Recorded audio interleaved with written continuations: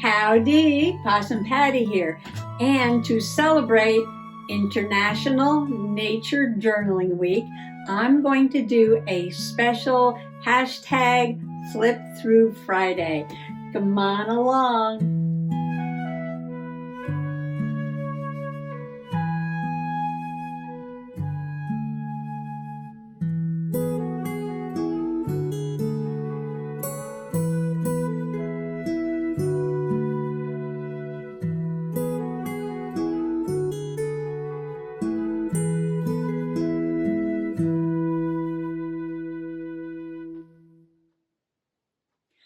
You may be saying, Possum Patty, what is nature journaling? Good question. How does nature journaling differ from all the other kinds of journaling that we do? Let's ask Google.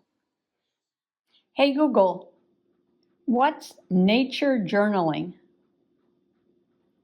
On the website wildwonder.org, they say, what is nature journaling? In the practice of nature journaling, you use words, pictures, and numbers to collect and record your observations, questions, connections, and explanations on the pages of a notebook. You do not need to be an artist or a naturalist to begin. Good answer, Google. Yes, there is really only two things that are mandatory for nature journaling, and that is nature and journaling. I mean, observing nature, yes, and it could be any kind of nature. It could be a cloud in the sky. It could be a butterfly on a flower. Nature, anywhere, anytime, any place. So you need nature and you need to observe it. And then you need to record it, and you can record it in any manner that you want to. Now, there's a lot of books about nature journaling, and they will give you all kinds of instructions on how to do it. But every book is different. Every person who nature journals is different. You know, Possum Patty, and there's going to be some whimsy, maybe even fairies and trolls in my nature journaling for sure, yes. So you can write what you saw. You can take a photograph of what you saw. You can sketch or paint what you saw. It doesn't matter, however you want to record what you saw. Some people do it very scientifically, yes. And some people do it, just more poetically, right? More poetically. They might put in a picture and then write a couple of words about it or something. Yeah, so it doesn't matter.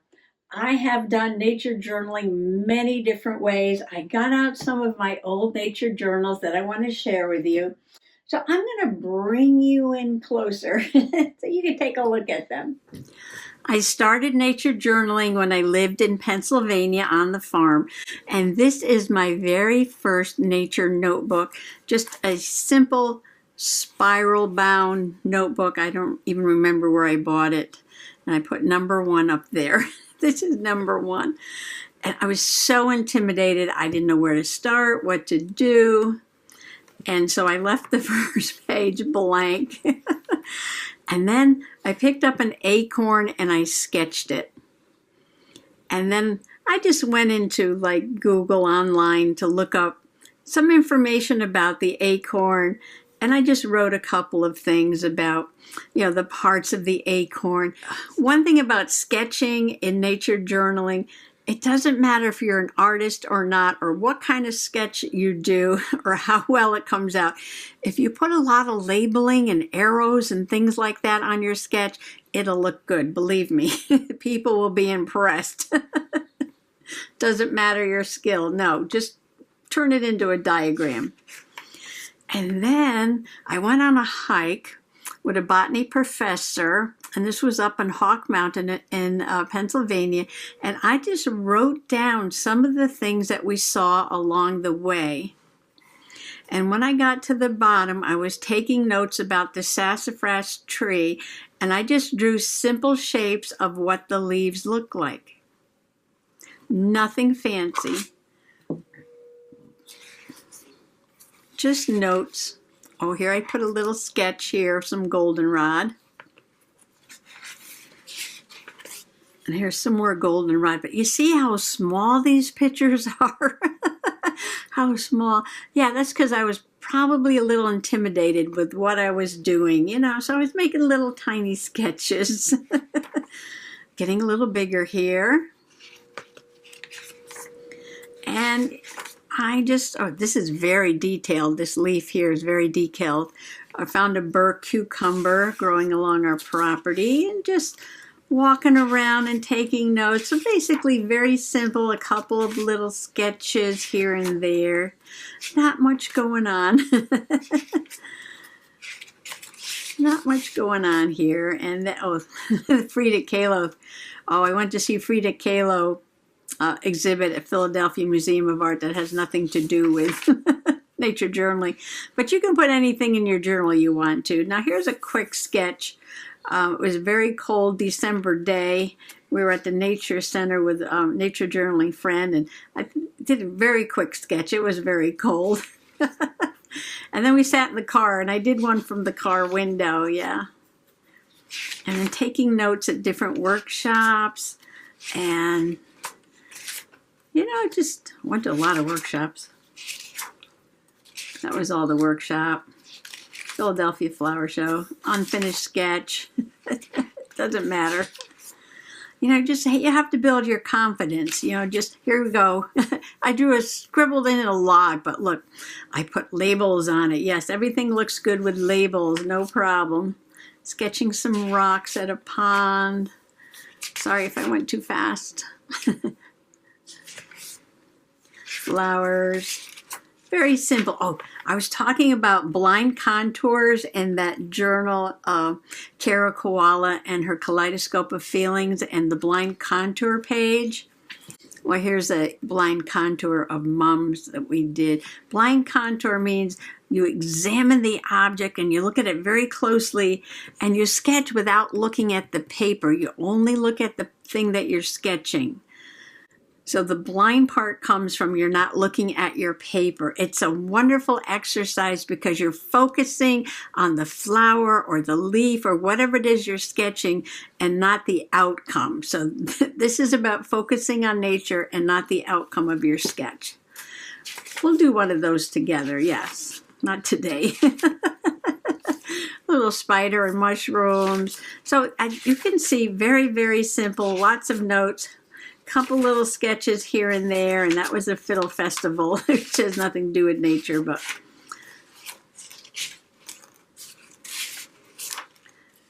there's actually watercolor in here, I think. Here we go, Columbus Day weekend. Oh, I did a whole page here. I'm getting bolder, I'm getting braver. The pictures are getting larger, still have a lot of notes. Oh, here's another blind contour. This is a lavender branch with a praying mantis egg case. That's interesting. Learning cross hatching on a turnip. On this I got from Edith Holden. Yes, so this was my very first nature notebook. I'm looking for a date. Oh, this is 06.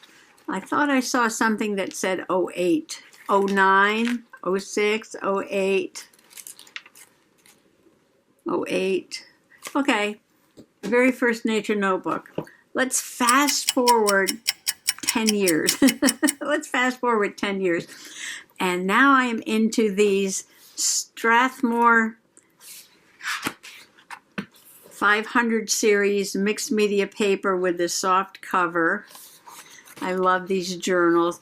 The mixed media paper is awesome in these journals. Strathmore 500 series mixed media, available everywhere. So back in 2019, when we first moved here to Soggy Bottom, I started hashtag the 100 Day Project, and I called it my country Cottywamples. Now, to cottywample means to travel in a purposeful manner towards a vague destination. Yes. So I had a purpose. I was going to explore Soggy Bottom and learn all about the plants and the animals and the trees and the rocks and the critters and the insects, lichen, moss, everything that was here. So every day I set out in a direction to find something new to journal about here at Soggy Bottom. I have 100 episodes here. And I believe that for every page or every spread in this journal, there is a video. Yes, Just Journaling with Possum Patty was a very new channel back then. And I put a lot of effort into making these videos. Yes, I did. Going out, exploring, videotaping, drawing, watercoloring, looking up all the information, putting all that together in a video. I bet you every single one of those videos took me at least 8 hours to make. Yes, at least, I think. It was an all-day thing, right? All-day thing. And even though I was only getting like maybe 24 views, 24 views on every video, yes, I kept at it. I kept putting my whole heart and soul to this nature journaling project. So I would really appreciate if just a few of you awesome possum peeps out there, and I know a couple of you have already done this, go back to my country cottywopples, or sometimes I call them my Canterbury cottywopples, and just look at a few of those nature journaling videos just to get a really good sense of what nature journaling is all about. Man, I would really appreciate that, yes. And maybe I can get those views from like 24 up to 25. Anyway, you can see, the difference that 10 years makes in journaling. Now, it might not have taken other folks 10 years to get to this point. But for me, it was a 10-year journey, right? From being very timid about what I was doing and to just filling up the page with color and notes and exploring everything and writing things in all different directions, still with arrows and everything. Just having a lot of fun. Look at that lichen there. Isn't that awesome? And this is a capsule on some moss, and here's a little lichen cup with some moss growing out of it. So I'm not timid anymore, no. I am just spreading out across the page, putting colorful things everywhere. Here's my fiddlehead ferns, and I saw little spring azure butterflies. I got some mushrooms down here, all kinds of things, lichens and moss, more mushrooms. The first flowers coming up in the spring of the Canada Mayflowers, and here comes those fiddlehead ferns, and the first flower, wood anemone. Oh, look at this. This was quite the project. I took a stick that had all these different kinds of lichens on there, and I had a magnifier from my old computer, and I looked at every single one, and I sketched it through the magnifier. Major project then. Oh, this is a really pretty little violet there. And we got the bellworts. These are growing along the lane. And all kinds of things here.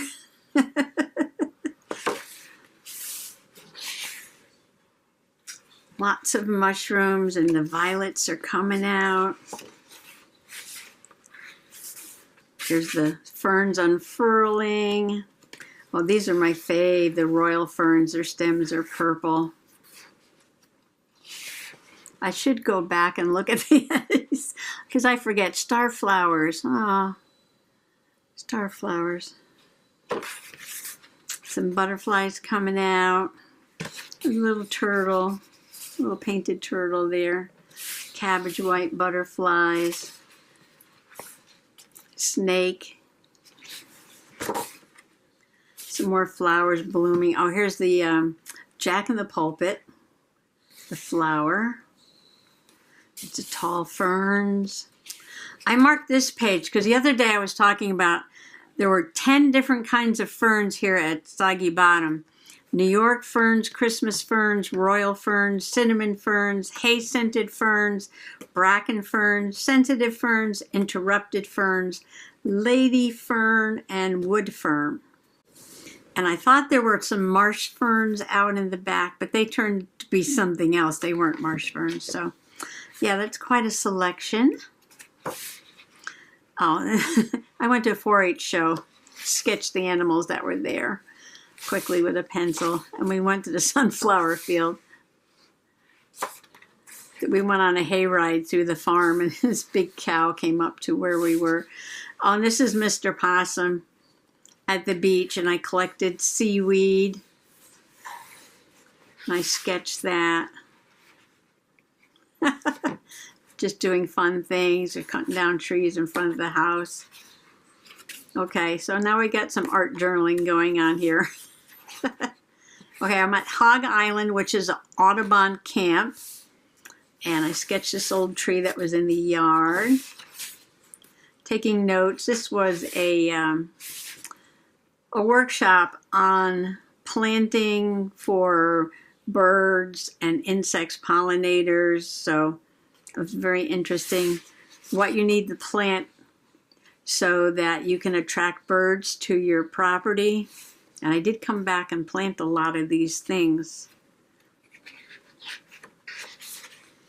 And this is all at Hog Island. Okay, this is more of that workshop. All right, that's a balloon festival. We're supposed to be talking about nature journaling. Here, got some seaweed down here. Got space. Oh, here's an owl and a snake. A hurricane. This is a Hurricane Dorian. I have several hurricanes in my journals, and I all depict them as different characters. This is Staghorn Sumac, turning colors in the fall. We went to see the launch of the Mayflower 2, but that's not nature journaling. All right, I got mushrooms growing on logs there. Camel. Oh, this is a real camel I saw at the Big E at the state fair. So we're going into Halloween and quirky birds. Okay, let's go for some more nature journaling. Oh, now I'm getting into some fun things, right? This is like the beginning of junk journaling. And I made a garden gate, and I put on the inside, I did some writing here. Orb spider web there. Well, I think I have a quote here from The Summer Day by Mary Oliver. Yes, I have the quote there, and I have a deer and flowers and black-eyed Susans. So now I added a quote to my journal and this fun interactive page. This was at the start of COVID.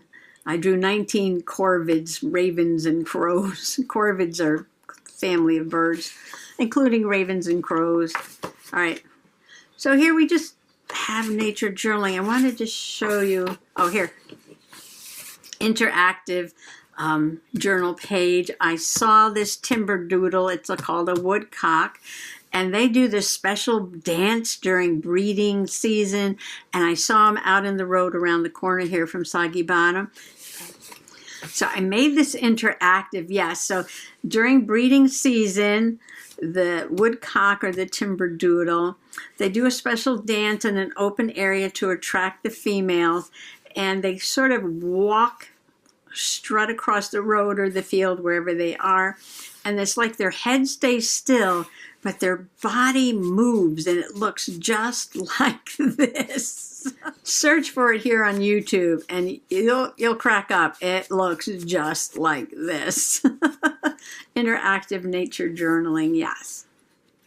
So the Google answer to the question talked about putting in numbers. So even if you're putting in the temperature, the time, things like that, numbers, and journaling about mud, the humidity, the temperature, the wind speed, all those things are numbers you can add. I had a question about the size of rocks. What makes a boulder a boulder? What makes a pebble a pebble? So I had to look this up.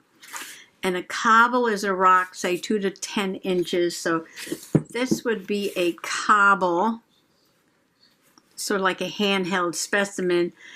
And they define boulder as a rock too big for a person to move, I drew a picture of the rock that's out in front of the house here. It's 2 feet tall and 6 feet long and 4 feet wide, so I'm putting in some numbers. And pebbles are rocks that are smaller than cobbles but larger than granules. And a granule is a piece of a rock that is 2 to 4 millimeters, but larger than sand. So you got this little tiny dot there. So that would be a granule, a pebble, a cobble, and a boulder. Again, using the magnifier. This is interesting. This is a map. When you do mapping in nature journaling, you sort of lay out everything that you see as you're walking along. Directions. I got directions over here. I'm using colors to say what these patches are. So these would be ferns, and the blue ones are high bush blueberries, and these are sweet spires. I put down sweet pepper, but they're called sweet spires or summer sweets. And here I have a chart about knowing how to read the wind speed. Here we go with a whimsical page. I drew a face on the tree. I call the tree Standing People. And I wrote down as many words as I can find that describe liquid precipitation or rain. That was fun exercise. I wrote them all down here. A mizzle is a misty drizzle. We had that the other day. And I think I did some poetry here. When the sun shines golden in the azure sky, and the number 6 winds chase the gray remnants of storm clouds away, and the standing people wave hello as I in my boots splash by, signs of spring are here to stay. When bright green fiddleheads poke up through the thawed ground, and what looks like an island in a river upon closer inspection is a mossy rock mound, and little pellets of ice give me a shiver, I take one last look around and note nature never fails to deliver. That was fun. But like I said, as I flip through here, if you see anything that looks interesting to you, there's a video on that. Yes, there is. There's definitely a video on that. There was something, a couple things in here to show you. Here's a page where I got a little poetic too.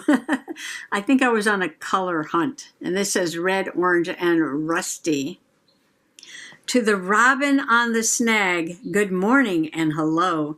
Greetings and salutations to the red-tailed hawk and the chipping sparrow.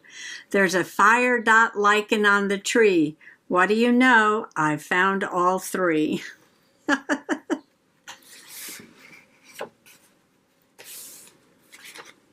Pictures are getting bigger and bolder, aren't they? Yes.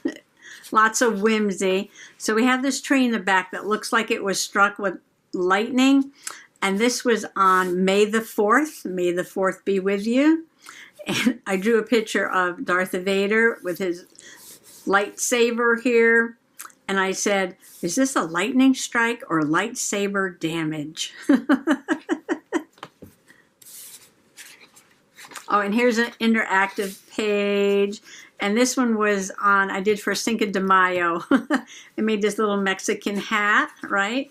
And underneath is a little jumping spider. And there's a magnet there, so it sticks to the page.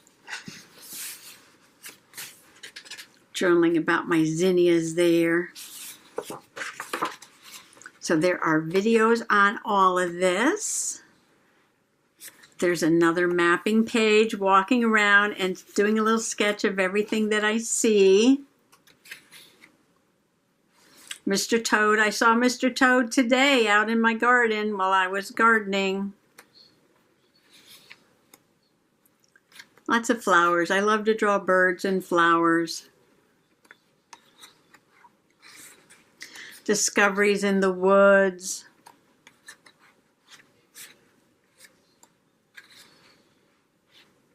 Insects. There's the six-spotted tiger beetle. Saw him the other day. Oh, I saw my first monarch butterfly yesterday, yes. Out in the front yard while I was gardening. I hope some of these pages look interesting to you. Pond hawks, I saw one today, so that you'll go back and watch some of these videos. Yes. Here's my, what am I making? A little lightning bug here in a jar. That's funny. The slug. Turtles and rocks. There's possum. Seaweed from down the beach. Well, I think you get the idea. I just want to show you one more thing. It's in a different kind of journal. This is in a Jane Davenport canvas journal. I did a mixed media cover on there. And I just want to show you, I love this page. I love this page.